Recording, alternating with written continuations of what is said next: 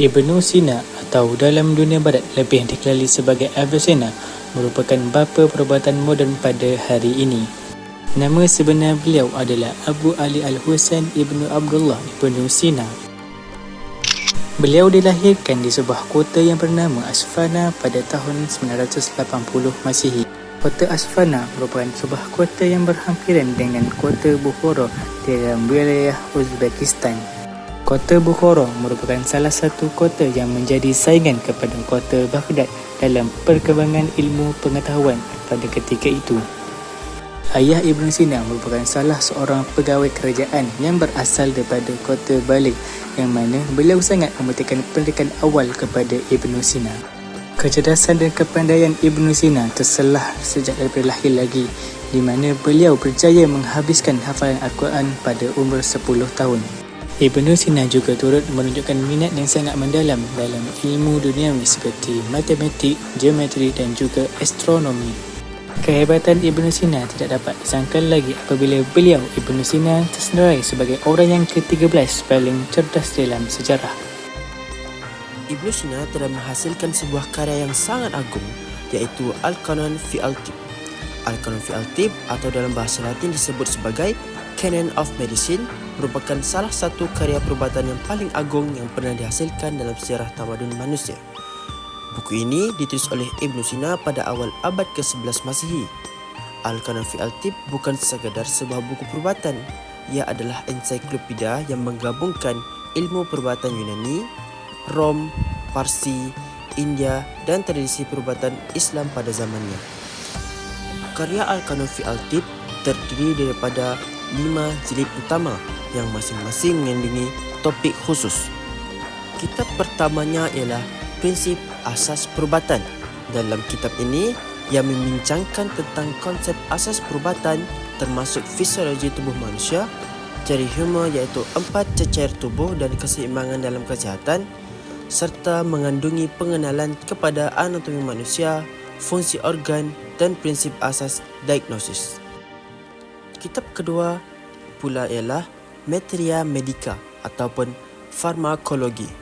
Dalam kitab ini, ianya menerangkan lebih daripada 760 jenis ubat termasuk sumbernya, cara penyediaan dan penggunaannya dalam rawatan. Ubat-ubatan yang disebut dalam jilid ini diambil daripada pelbagai tradisi, termasuk herba dari dunia Islam, India dan Yunani. Ibn Sina sangat menekankan pentingnya eksperimen dan pemerhatian dalam menentukan keberkesanan sesuatu ubat. Kitab ketiga pula ialah Penyakit Spesifik pada Organ. Dalam kitab ini, Ibn Sina membincangkan pelbagai penyakit yang menyerang organ tertentu seperti otak, jantung, paru-paru, hati dan buah pinggang. Ibn Sina juga memberikan panduan tentang cara mendiagnosis penyakit berdasarkan simptom dan mencadangkan rawatan khusus. Kitab keempatnya pula ialah Penyakit yang tidak khusus pada organ tertentu. Ianya meliputi penyakit yang tidak hanya menyerang satu organ tetapi memberi kesan kepada seluruh tubuh seperti demam, jangkitan dan keracunan. Dalam bahagian ini, beliau membincangkan jenis-jenis demam, punca dan rawatannya secara terperinci. Kitab kelima iaitu yang terakhir pula ialah Perubatan dan Farmasi. Dalam bahagian terakhir ini, ianya mengandungi panduan lengkap untuk menyediakan ubat-ubatan termasuk kaedah pembuatan, pengadunan dan pengujian. Al-Qanon fi Al-Tibb juga memberi pengaruh di dunia barat. Karya ini diterjemahkan ke dalam bahasa Latin pada abad ke-12 oleh Gerard of Chamonix, iaitu seorang penterjemah terkenal.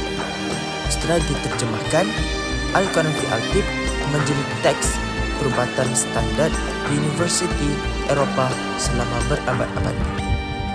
Beberapa sumbangan besar yang diambil dari buku ini termasuk kaedah rawatan penyakit kronik, prinsip pembedahan dan antiseptis, dan konsep farmasi, formulasi ubat yang diperhalusi. Tokoh-tokoh perubatan seperti Andreas Vesalius dan Paracelsus mengakui bahawa karya Ibn Sina memainkan peran penting dalam pembentukan ilmu perubatan moden. Seterusnya ialah legasi dan pengaruh Ibn Sina yang masih mempengaruhi dunia moden pada masa kini. Legasi dan pengaruh Ibn Sina terdiri daripada astronomi moden dan juga perubatan moden. Dalam perubatan, iaitu dengan memanfaatkan sifat terapeutik tumbuhan, Ibn Sina memperkenalkan ubat-ubatan yang mendahului zamannya. Beliau memahami bahawa kesihatan manusia adalah gabungan harmoni antara tubuh, minda dan alam sekitar. Ilmu herba yang diterokainya masih menjadi asas dalam perubatan tradisional di pelbagai budaya dan kini mendapat perhatian dalam penyelidikan farmaseutical moden.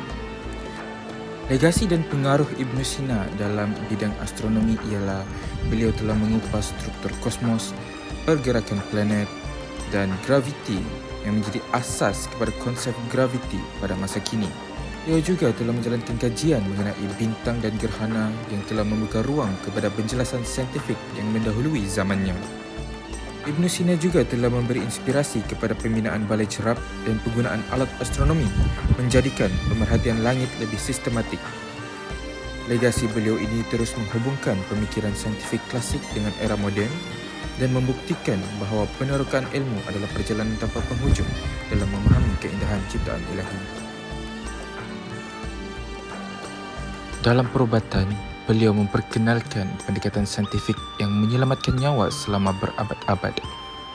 Dalam astronomi, pandangannya terhadap bintang dan langit membuka jalan kepada pemahaman alam semesta. Melalui karya-karya seperti Al-Qanun fi Al-Tib dan Kitab Al-Shifa, Ibn Sina membina jambatan ilmu yang menghubungkan timur dan barat, lampau dan masa kini.